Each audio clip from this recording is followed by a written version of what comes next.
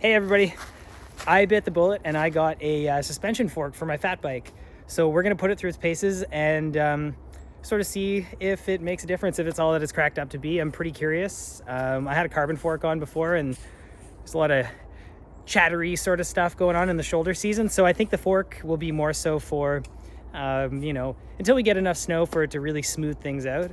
So the fork that I ended up getting was a Wren. It's an inverted fork. Inverted. The reason I chose it is because I did a bit of research. I was looking at the Bluto and the Manitou Mastodon. The Bluto is kind of like a noodle and the Mastodon is a bit expensive. And I was able to find the Wren fork locally for a pretty decent deal. So it's also supposed to be the stiffest out of all the fat bike forks, but the most finicky. So we're going to see how that sort of plays out in the coming weeks. I may end up leaving it on for longer than that, but we'll see. So yeah, we're going to take it on the lower 60s trails in the Gatineau Park and see, how it soaks up some of the chunky sections. Like there's not a whole lot of snow here yet. We have like maybe 5 centimeters. So, there's still a lot of rocks and roots and stuff like that. Without further ado, let's go check it out. Let's see how it rides. And yeah, peace. All right, here we go on the 67. I had one GoPro battery die on me on the way up to the trail, so I have very low expectations for this next one. They have been sitting around for a bit, so I didn't actually have a chance to juice them up before I came out.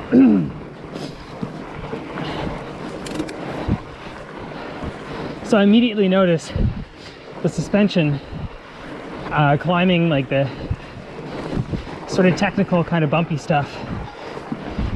I notice I'm getting less like bounced off of things and I'm able to just sort of cruise over them. So that's pretty sweet. Hopefully, I am going to do somewhat of a guided, overview of all the trails in the Gatineau Park for winter specifically, and tack on some adjacent activities or supplementary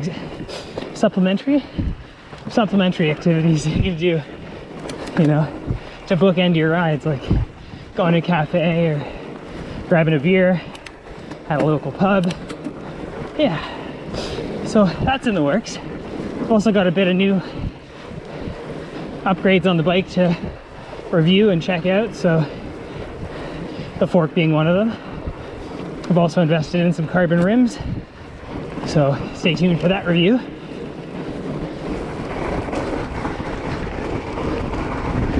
Yeah. So fat bikes roll over everything. This fat bike with a fork, it rolls over everything a whole lot better.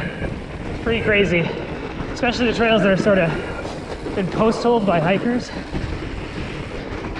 Just smooth things out nicely.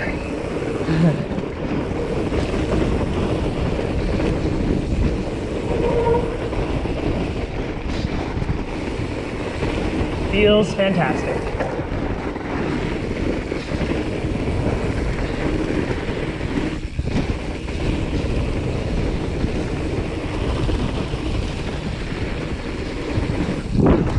Little drop. Oh yeah. So the fork, the model that I got, comes in a 150 mil version, which you can convert to 120, I think. They're all adjustable. And then I've got the 110 mil, which you can make 80 or 90. But I'm keeping it in the 110. Because I like to have a little bit extra cushion. This part's super fun. It's kind of like a roller coaster.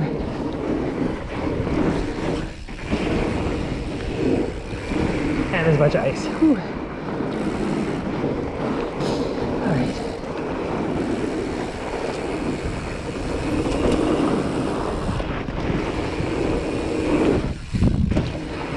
Yeah.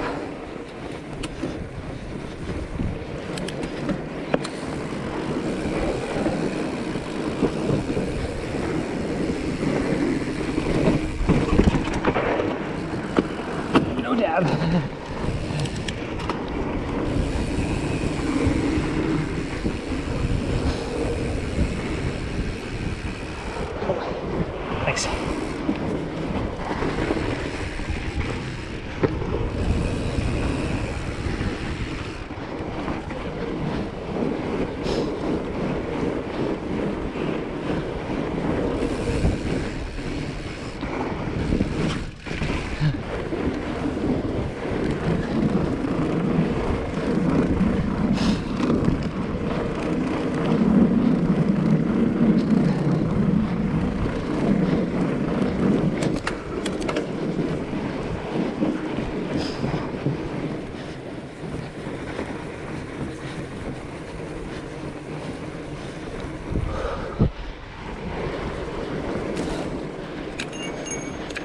the trusty trail bell.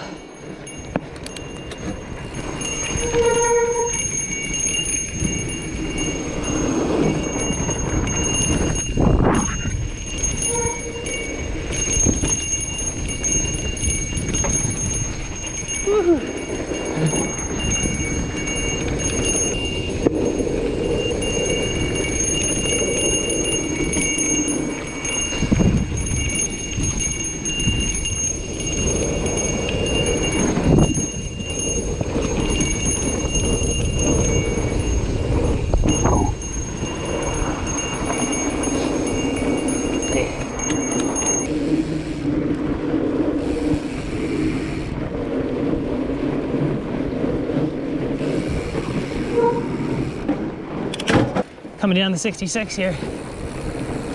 True test of the fork. This trail's insanely chunky in the summer, and it's still quite chunky right now, so let's give it a go. Oh yeah.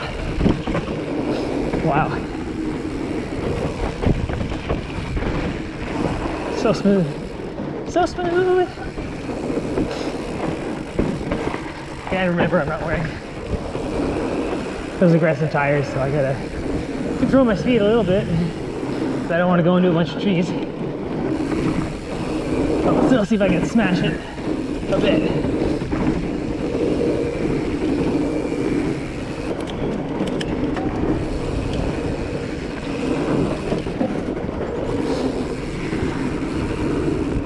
Just holding in on the corners.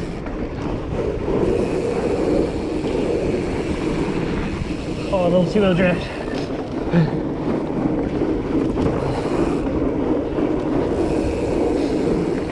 It's crazy what 5 centimeters will do to smooth out the trail.